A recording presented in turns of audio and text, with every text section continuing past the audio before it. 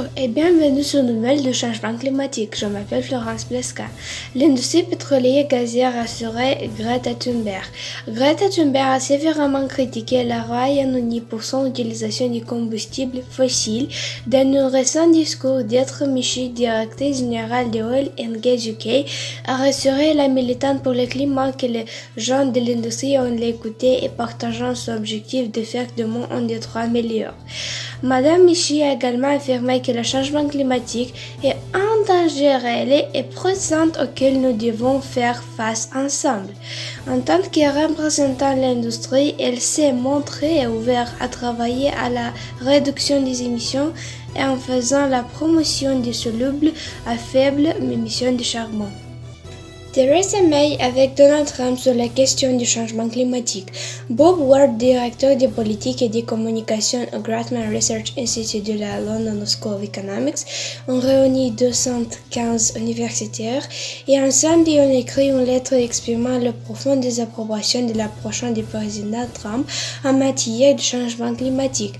La lettre a été adressée au premier ministre britannique Theresa May qui a accepté de confronter le président américain sur ses politiques climatiques lors de sa visite au Royaume-Uni.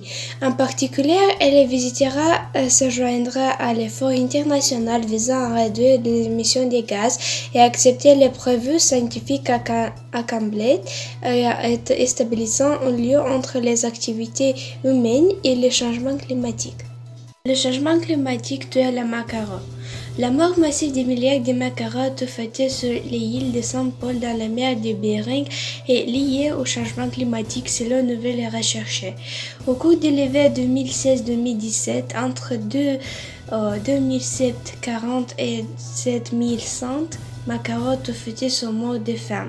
Cela a probablement été causé par un déclin des alimentaires riches en énergie comme les poissons et les planctons en raison du réchauffement de l'océan. L'arrêté l'espace des protéines nutritives associées à mouiller une époque où les oiseaux ont besoin de plus d'énergie aura mené à cette mortalité massive.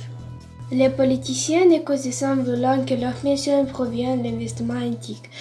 Selon les Amis de la Terre Écosse, la fonds de pension MCEP, député écossais, a investi 1 million de livres dans des sociétés pétrolières, gazières et charbonnières. Cela a incité certains députés à protester et mène à une campagne appropriée pour commencer des investissements éthiques dans l'environnement. L'idée d'éliminer les combustibles fossiles des portefeuilles de rentrée a reçu un large appui car le décessement et les initiales à la réalisation d'un objectif du gouvernement écossais de faire à l'Écosse une économie à émissions de net zéro. Les tornades américaines et changements climatiques sont liés. Ces dernières années, les comportements des tornades ont changé de plus façon. Elles sont devenues plus intenses, plus groupées avec des foyers plus fréquents de multiples tornades.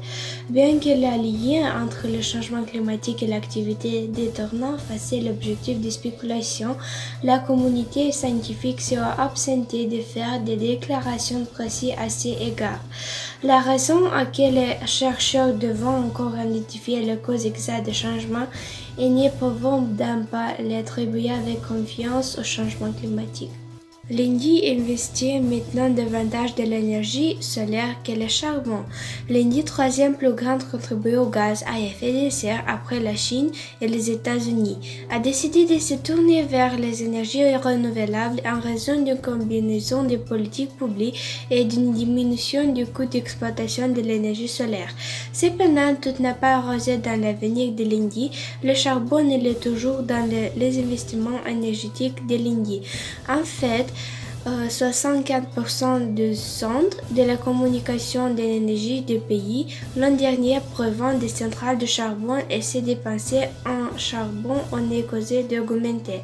L'investissement dynamique de l'Indie dans les énergies renouvelables lui permettait de respecter, peut-être même de dépasser cet engagement pris dans le cadre d'accords de Paris sur le climat, qui prévoit l'émission de les services de 175 gigawatts d'énergie renouvelable d'ici 2022. Qualité de l'action climatique pour la semaine du 1er juin 2019. Soyez nos messages hebdomadaires et restez informés des derniers développements et d'initiatives environnementales avec nous.